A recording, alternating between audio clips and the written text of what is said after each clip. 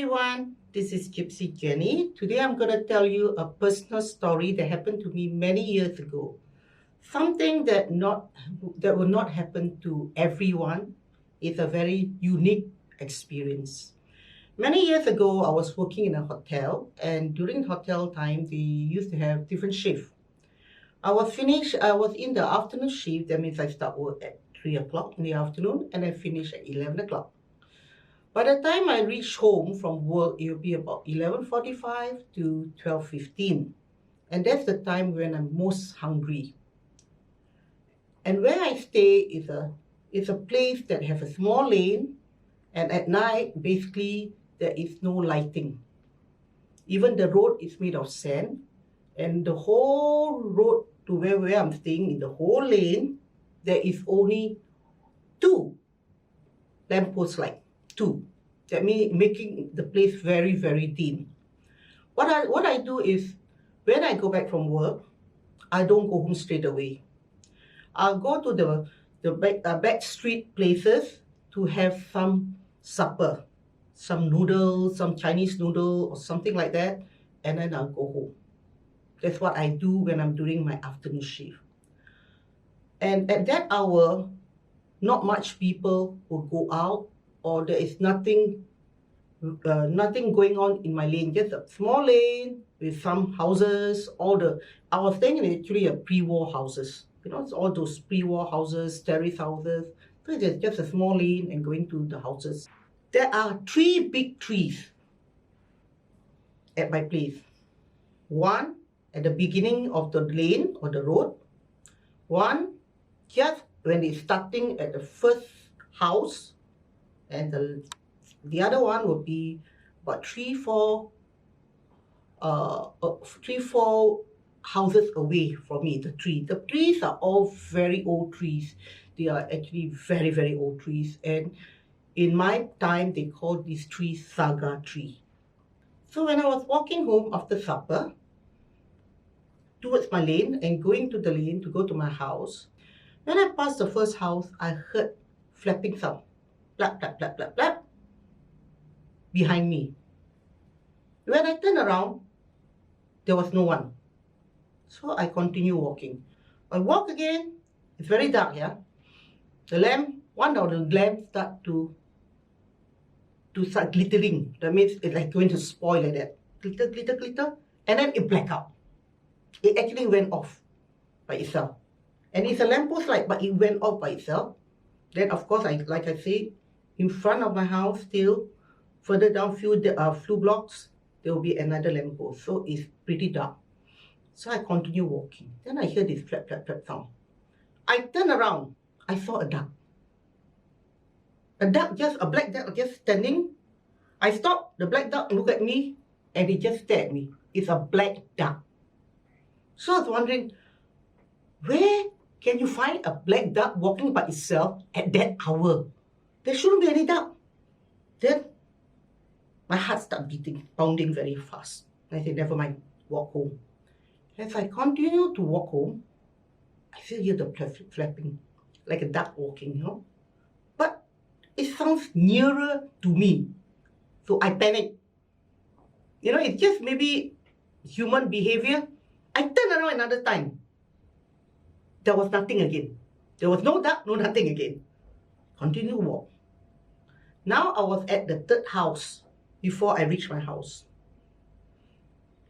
Then I hear the sound again. This time when I walk, I turn around. I nearly died of fright because when I turned around, the duck was looking right at my face in front of me. That means it's very close. I panicked, so I ran. So I ran to my house. When I ran to my house, before I reached my house, I had my neighbor house. That means the 4th house. Like I said, the house, to go to my house, I have to go up a flight of steps. Okay, and then there was a balcony, and you pass that balcony, then you go to a front door. When I run towards my house, right at the 4th house, at the balcony, there was a tall black figure. And you can tell it's a black figure, tall black figure with the hair very long, with red eyes. The eyes are actually red. Red eyes.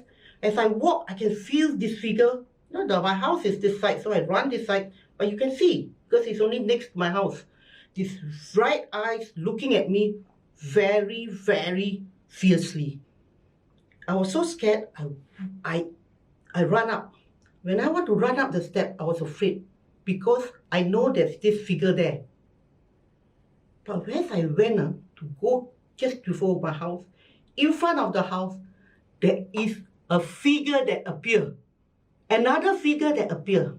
And the figure is another figure of a white figure. White figure and the hair all white. Like Gandalf or something like that. The picture, Lord of the Rings, Gandalf. Very long white figure. And somehow or rather, this figure tell me, it's okay. Go home. You'll be fine. So after I see this figure, I really ran up the stairs and I can feel the thing beside me, like, at the other side of the wall. And I went in. I opened the door and I went in. I was cold sweat everywhere. Okay? That day, I did not even take out my shoe outside the house. I went in my shoe, I put my shoe down, I locked the door. Straight away, I went to bed, cover right from top to bottom. The blanket.